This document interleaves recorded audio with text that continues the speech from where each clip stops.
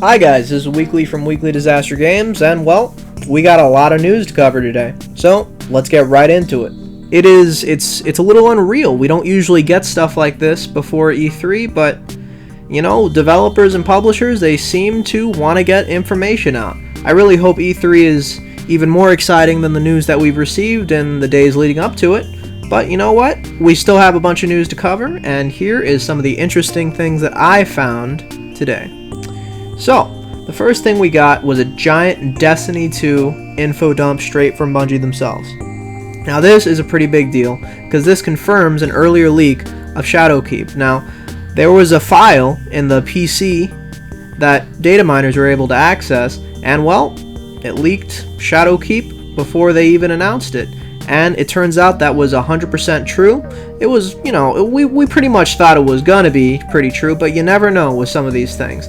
And well, it's a thing. Shadowkeep will be a standalone expansion launching at $35. We're going back to the moon, and it's gonna be a little horror flavored, you know, and well, it's funny because I like survival horror. I don't think it's gonna be survival horror-y at all, but you know what? I'm definitely into it. You know, Bungie used to be pretty good at, well, I don't know if they were pretty good at horror, but they did a pretty cool couple things with the Halo 1 and the Flood when they first introduced them. So who knows? Maybe they'll try to harken back to those days. I don't really know, but it's really cool that, well, we're going to the moon and it's going to be a little scary, you know? But yeah, we also got a bunch more information about Destiny 2 as a whole. So apparently Destiny 2 is going to be going free to play. Wow, who would have thought that? I mean, it's definitely a different business move. We'll have to see what they do with it. I guess they can keep microtransactions in now if they're going free to play, but you know, we'll just see how Bungie throws it in. They're also bringing it to Steam and going away from Battle.net. This is I mean, it's completely understandable. Battle.net is pretty much Activision's thing, and they did part. I don't know if they parted amicably or not, but, you know, it just makes more sense that they probably take it off there and put it on Steam, which probably has a bigger consumer base than Blizzard.net. Now, I do know Overwatch is on Blizzard.net, but, well, they want to put it on Steam, and there are clearly reasons for that, so I'll just leave it to them. We also know that it's going to be cross-save, and you're going to have some cross-play between all the consoles and PC. Even Sony's getting in on the cross-save, and, you know, that one in and of itself is a little, like, pretty special. Sony's always been a little antsy when it comes to the cross-save stuff, and to see that Bungie could pull it off, I mean, I hope there's no changes, and I hope they do pull it off, but it's pretty exciting to hear that. Like, you're not losing your saves, and you can play, you know, just with anybody. So that's really cool. And Destiny 2 is getting a new name. It will be called Destiny 2 New Light from now on. Definitely doesn't sound bad. It almost kind of reminds me of what they did with Final Fantasy XIV, A Realm Reborn. Obviously, Destiny 2 did not need to be completely fixed like Final Fantasy XIV was at launch. 14, you did not want to play that game at launch. Now, Destiny 2 may not have been perfect at launch, but it was not like Final Fantasy XIV status. But yeah, it's really cool that they're going for that. It's a nice little nod to anybody that remembers that controversy back in the day. And well, we also have just a little bit more information here. It's going to be much more stat-based, based on your armor, so that's going to be a little exciting. There are going to be more PvP focus as well, so you know what, maybe we're going to get a little bit old-fashioned Halo multiplayer in Destiny 2, so you know, that's always nice. Games. You know, it'll be interesting. Halo versus Destiny 2 with a more PvE-centric focus, according to Bungie. I mean, you know, that could be nice, because competition, you know, it'll breed a little bit of a, you know, who knows, they may one-up each other a little bit, and you know what, if that all falls down on us, that's going to be cool. And I definitely don't mind playing some of these games, at least in their multiplayer, because you know what, a nice, fun team deathmatch with some powers here and there, you can't go wrong with that. So, next news. Now this one is a little bit more niche, but it's something I spotted today. I really haven't heard too many people talk about it.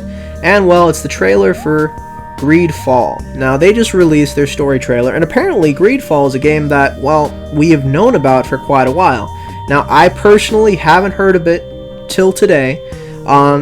If any of you guys are GreedFall fans out there, I'm sure you guys are not happy that I'm saying that.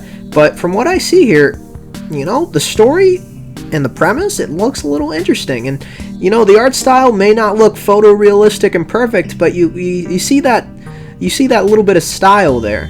Now, also in my research, I was able to find out that this is a game developed by Spiders, who also developed Technomancer, among other things. Now, Technomancer, when it first came out, wasn't a very good game. I actually did see reviews about it back in the time, and they were also going for a different graphical style that I just don't think they had the graphical chops to really push through. So it's already good that they're, you know, trying to make it a little bit more stylistic with GreedFall here. They're making it more cartoony rather than photorealistic, so they already know that they're playing to a different strength this time.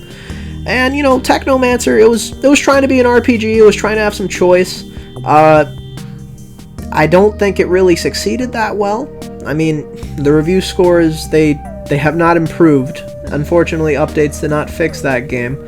It is still an average game, and definitely, you know, something you can blow $5 on and have some fun if you can find it at a deal like that, maybe 15 or 20 depending on the sale.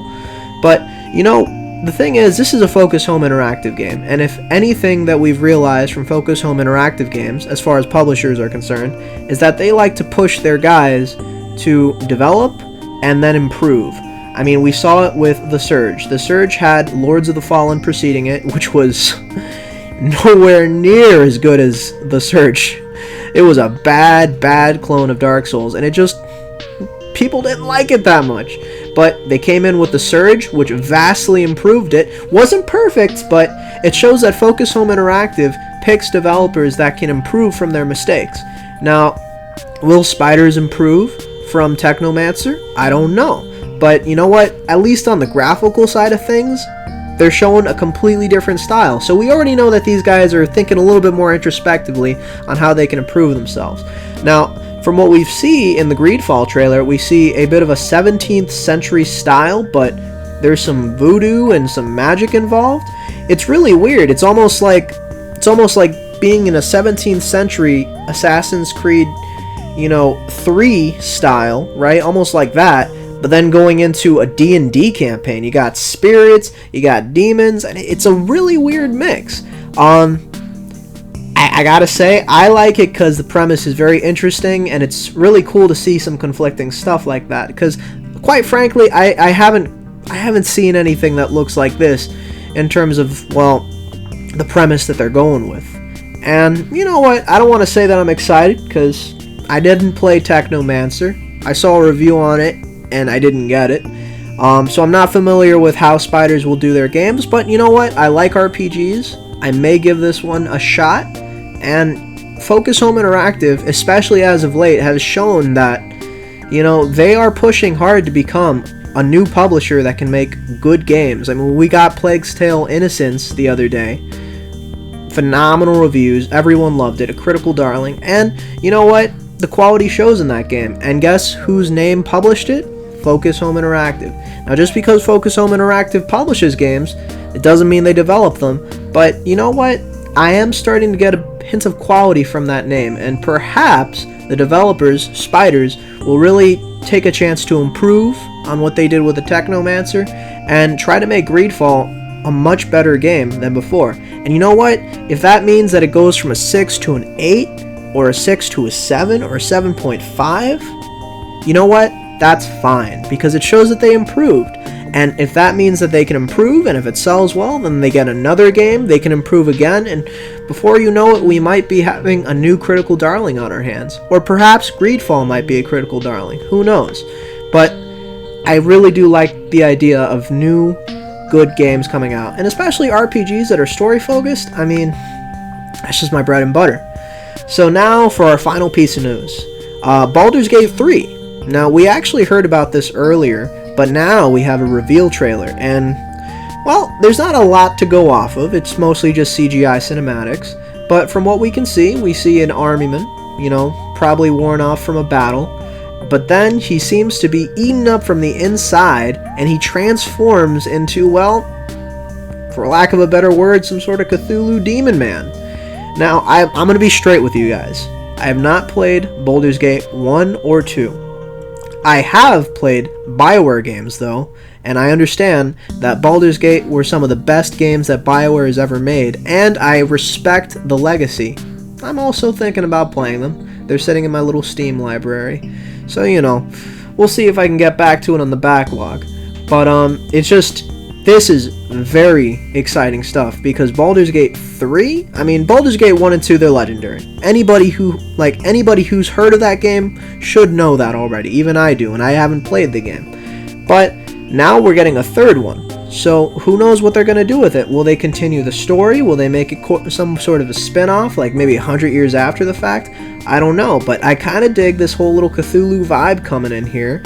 And, you know, it'll be nice to play it. Of course, this comes from Larian Studios. They're the guys that brought us Divinity Original Sin 2 and Divinity Original Sin 1. Fantastic games.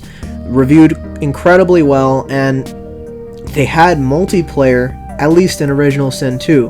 And lots of people just lose hours, days, weeks to that game. And actually, when you go to the website, you can actually see that they're teasing that there could be some multiplayer. They tell you to get your party together. And you want to know what? Baldur's Gate 1 and 2, they were not multiplayer games back in the day. Obviously, that was quite a while from now. But to see that we're going to get a Baldur's Gate 3 with some potential multiplayer, I mean, the strength of the property, the strength of the license, in a co-op setting, we could see some pretty crazy co-op stories. And of course, if they keep the same gameplay quality that they did in Divinity Original Sin 2, we may have quite a classic on our hands here. Now, of course, we don't know release date. We don't know too much information outside of what we've initially gotten with the trailer. But I will say this, it looks like they have more info. It does seem like they're hiding just a little bit more, and we may see it in E3, or maybe just a little bit later. For my speculation on when we will get a release date for this game, or when this game may come out, you know, that's a little hard to nail down. I wouldn't be surprised if we got a release date at the Video Game Awards, if they haven't given us one already by then. But, you know, I think it looks like a 2020 title, if I'm going to be honest. Am I going to be wrong? You know what, probably I will be.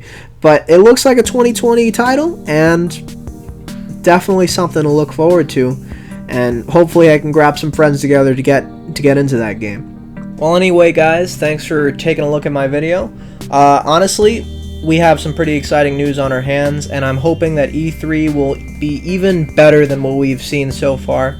I'll be right there with you guys covering it when it does come to fruition. And of course, if you want to see any more, just like the video, subscribe, and just stay tuned, because I'll be right there with you with some more videos when E3 comes around. Anyway, guys, hope you have a good one.